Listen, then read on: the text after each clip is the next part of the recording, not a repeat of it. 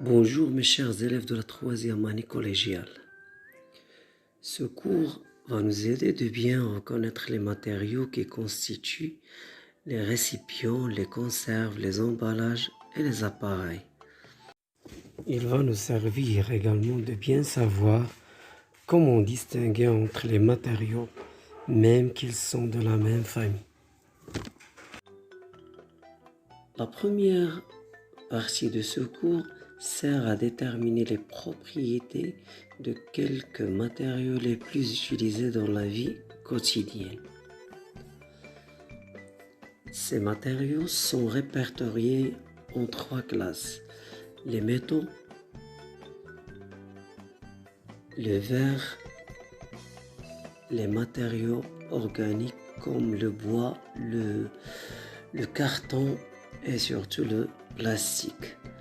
Commençons par les métaux. Les métaux sont tous conducteurs électriques et thermiques. Ça veut dire qu'ils conduisent le courant électrique et la chaleur.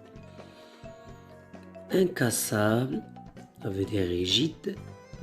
Imperméable, ça veut dire qu'il ne laisse pas passer les liquides et les gaz. Opaque, c'est-à-dire que l'on ne peut pas voir le contenu à travers les métaux. Enfin, les métaux réagissent avec quel que leur contenu. Pour le verre,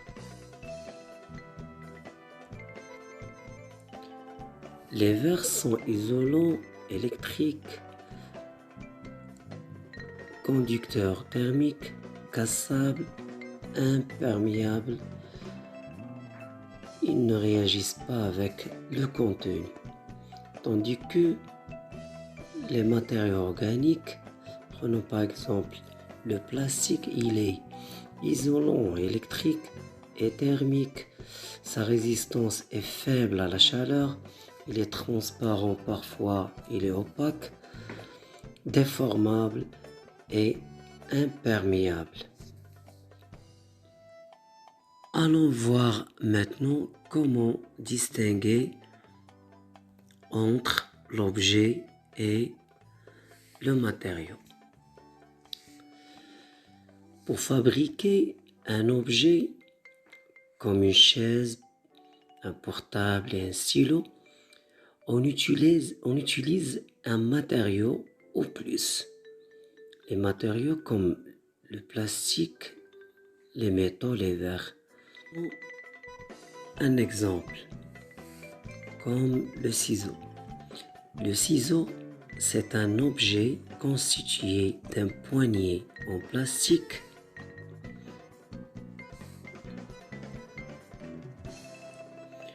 plastique et de 2 lames en acier.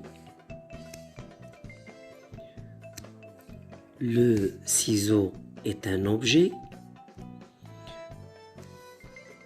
Le ciseau est un objet. Le plastique et l'acier sont des matériaux. L'objet peut être fabriqué par un seul matériau, comme une tasse en verre. Avez-vous compris? Pas encore? Vous voulez comprendre? Attendez. Allons faire cette application. Remplir le tableau ci-dessous par les mots suivants: bouteille, fer, cartable, aluminium, bois, fauteuil, chemise, cuivre.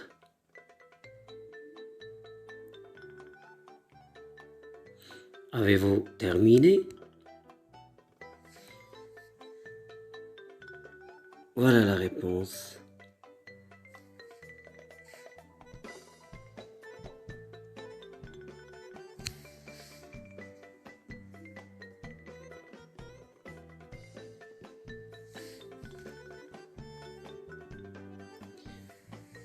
Parfois, vous voudriez acheter un plateau en aluminium et vous craignez d'acheter un autre en fer chromé.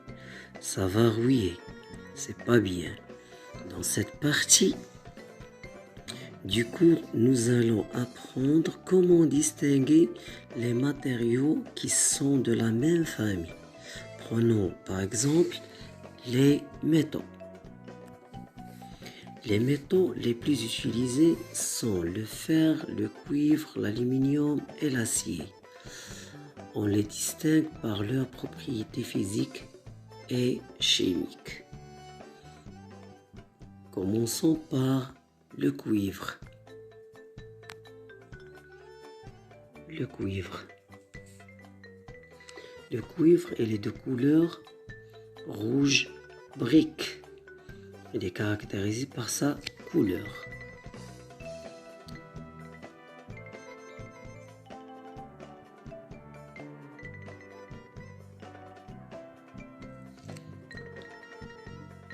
Le fer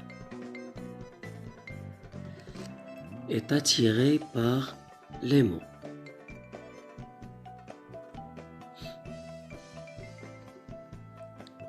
L'aluminium est caractérisé par le fait qu'il est léger et lent. Enfin, l'acier. Il est extrêmement rigide et inoxydable. Inoxydable, ça veut dire qu'il ne réagit pas avec le dioxygène de l'air.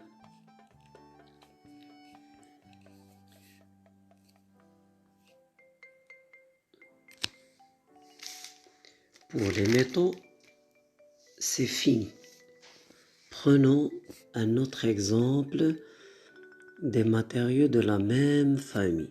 Ce sont les matériaux en plastique. Bien souvent, un objet en plastique possède une indication sur le genre de plastique.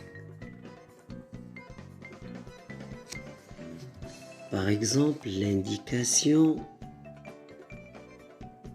1. Qu'est-ce que ça signifiait? Ça signifiait que l'objet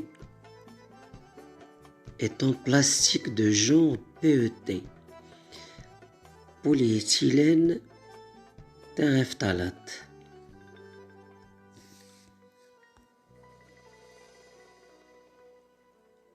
Deuxième exemple, le symbole 3, c'est le PVC.